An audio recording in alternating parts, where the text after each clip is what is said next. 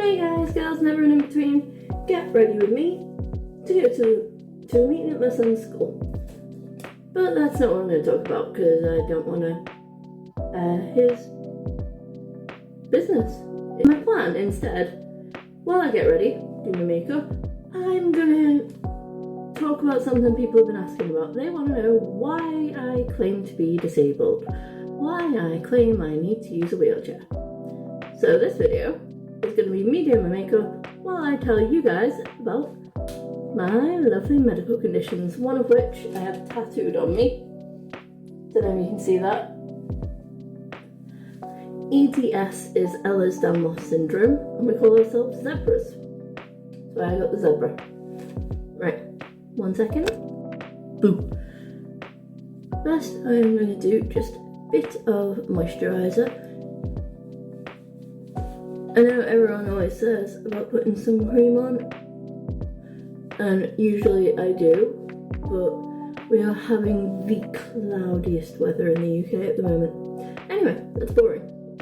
Why am I disabled? So I have got, hang on, I've got the list here, so 1, 2, 3, 4, 5, 6, 7, 8, 9, 10, 11, 12, 13, 14, 15, 16, 17, 18, 19, 20, 21, 22, 23, 24, 25 conditions in total, which seems ridiculous, I know. Some of them are physical, some of them are mental, and as I do each stage of my makeup, moisturiser is almost done, so let's go into my first condition. Foundation dots are on. So my first condition is called Ehlers-Danlos syndrome, which is basically severe joint hypermobility. And what that means is it's a collagen defect. So I don't know if you've heard the word collagen, but it's referred to as an anti-aging something. I don't know if it's a hormone or chemical, I don't know what it is, but I know that mine has a defect. So it has the habit of making me look younger than I am. My mum carries the genes, so she looks younger than she is, but she said thankfully the condition doesn't affect her. And basically with me it causes tears in my skin very easily, it causes easy bruising, and it also causes me to suffer from joint dislocations. Ehlers-Danlos has also caused me to develop other conditions. So two of those, or the first one of those, is temporomandibular joint dysfunction. That's ironically this joint where I'm setting powder at the moment, this joint, where your jawbone joins. And it means that when I yawn, my jaw dislocates. And sometimes it gets stuck or it swells, especially in the winter, and I can end up needing to go on soft food only diets because of that. It also causes post-orthostatic tachycardia syndrome, which can cause my blood pressure to do crazy things. And when I stand from my wheelchair, say to transfer, or I can walk a little bit, I just can't walk far because of the dislocations, because I'm very unstable and it causes a lot of pain. But yeah, so sometimes if I do get up a bit too fast, I can risk passing out. Okay, I'm running through time quicker than I thought I would. So I also have cleidocranial dysplasia, which the boy who plays Dustin on Stranger Things has. I have a fully open soft spot fontanelle here. I have missing bones. If you see some of my surgery videos, you can see that I'm missing bones in one of my toes completely. But that in itself causes multiple conditions. So from that I have lumbar lordosis because my spine is fused. 3 of my spinal bones are fused. So I have lumbar lordosis, scoliosis, and what's the other one? Spondylitis. think that's what that one's called, spondylitis. They all affect me with pain in my back. My lower back is basically an agony point most of the time, and I also get pain in the top of my back because of the spondylitis. I also have 2 different migraine disorders.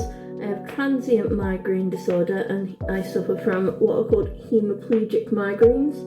Hemiplegic migraines basically are migraines that mimic a stroke.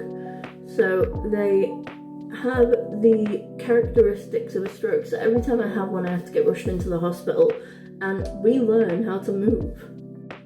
The transient migraine disorder basically means I have migraines that travel around, so they don't stick to one spot, and I have to take multiple medications to stop the migraines. Anytime I even have a hint of a migraine, I have to take one, because we don't know if it's going to be a normal migraine or if I'm going to be paralysed for the next 4 to 12 weeks.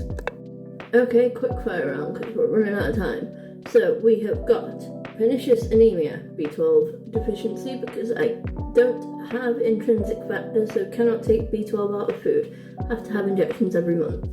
Insomnia caused by my mental health conditions, which are as follows: anxiety, depression, borderline personality disorder. We have conversion disorder, or FND, functional neurological disorder. We have depression, and we have complex PTSD. We also have endometriosis, which I've had to have a hysterectomy, which I did have polycystic ovarian syndrome and still have some of the symptoms from it because of scarring. So I technically still have the syndrome even though I don't have ovaries. I have a hiatus hernia, which means that there is a piece missing out of my esophagus. I also have gastroesophageal reflux disease, IBS. They're all the stomach ones, I think. I also have, what have we missed? So, there's fibromyalgia, there is premature menopause because of my hysterectomy, and there is my overactive bladder and my asthma. Oh, we did have time. Let's see if I can explain a few more of them. Alright, so which ones didn't I explain very well? Mental health ones are kind of self-explanatory. Depression, anxiety, PTSD, they're all kind of similar. Then there is borderline personality disorder, which I'm not gonna go into how that one affects me because it's not very nice, but I am in therapy because of it. And functional neurological disorder is basically my mental health conditions have gotten severe enough to the point that they cause physical symptoms. Oh, I did miss one out, overactive bladder disorder, so that is a permanent thing. That's why I had surgery the other week. So my overactive bladder disorder is caused by, I think it's a disorder, or syndrome, not 100% sure.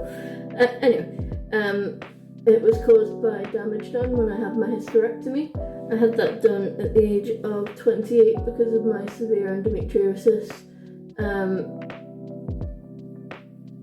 There's a few weird things about my conditions. So I'm on a lot of medication. I'm actually currently reducing my medications because I've started taking one through a private clinic that is helping more. But it's not available on the NHS yet. But yeah, those are all my conditions. I'm going to do a couple of videos just going deeper into it.